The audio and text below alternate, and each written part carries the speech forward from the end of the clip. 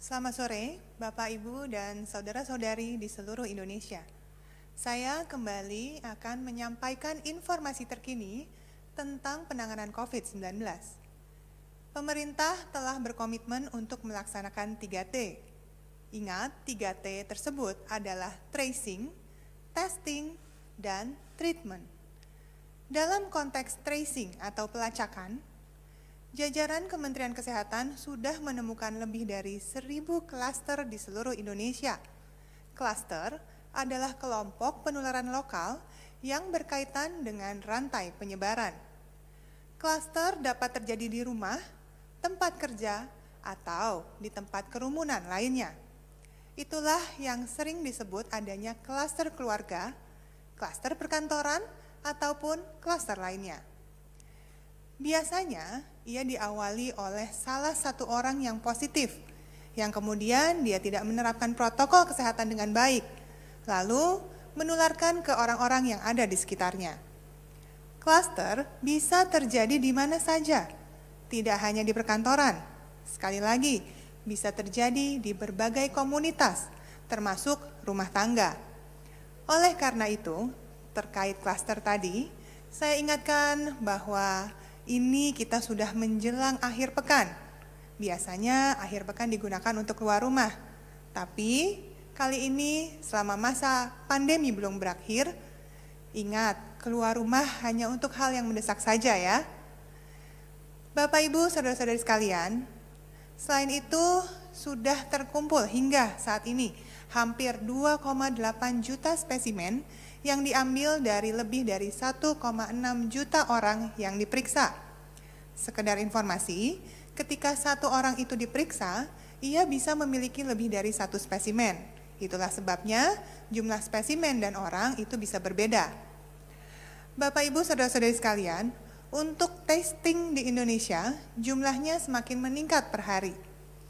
Data Kementerian Kesehatan telah mencatat lebih dari 10.000 tes per 1 juta penduduk. Tentunya kami atas nama pemerintah menyampaikan apresiasi dan terima kasih bagi semua pihak, terutama masyarakat yang mendukung penuh pelacakan dan pemeriksaan ini. Sementara untuk treatment, penanganan pasien COVID-19 terus diupayakan dengan memberikan pelayanan yang terbaik, sehingga diharapkan tingkat kesembuhan pasien akan semakin membaik. Mengingat pola perawatan di berbagai fasilitas kesehatan sudah dilakukan secara optimal. Bapak, Ibu, dan saudara-saudari, kembali saya ingatkan dalam penanganan COVID-19 ini, kita tidak cukup hanya menggantungkan kepada aksi atau kebijakan pemerintah, karena tetap yang utama bagi kita semua adalah memutus mata rantai penyebaran COVID-19. Maka, mari terus biasakan diri dengan protokol kesehatan. Ingat, selalu pakai masker dengan baik dan benar. Jangan asal-asalan ya.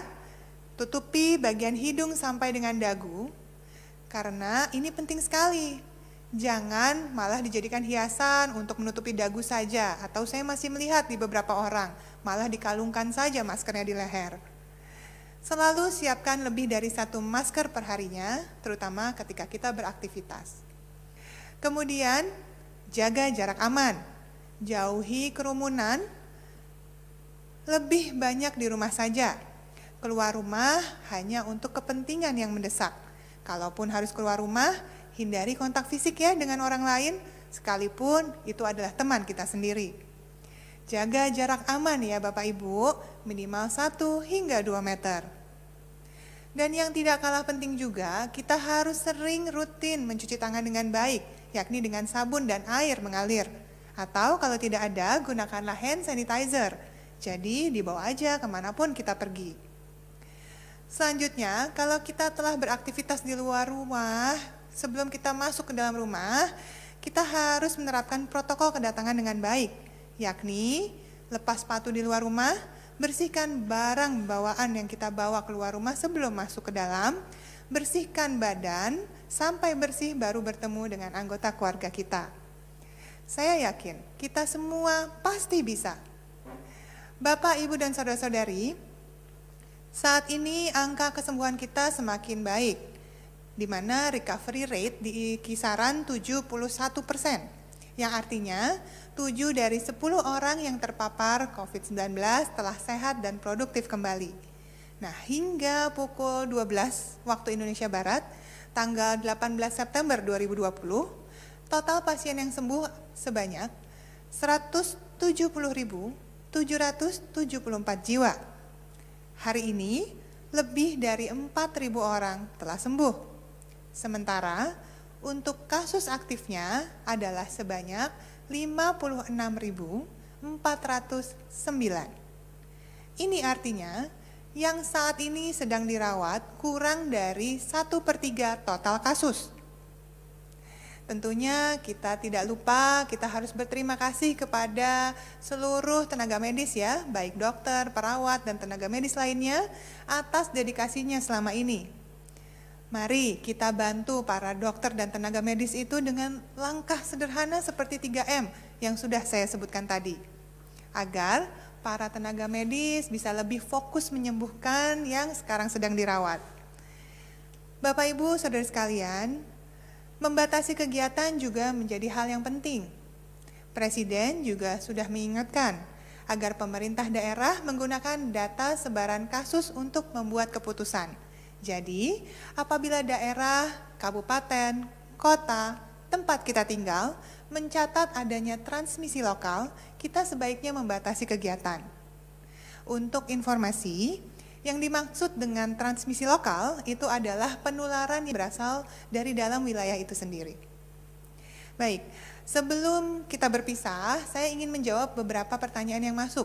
Ada yang dari masyarakat dan tentunya ada yang dari para jurnalis hebat yang setia sekali mendidik masyarakat dengan info tepat dan akurat, sehingga hoax dapat disanggah. Pertanyaan pertama datang dari Lala di Bisnis Indonesia. Kenapa ada perbedaan data kematian antara data di Kemenkes dengan di rumah sakit online? Baik, terima kasih untuk pertanyaannya.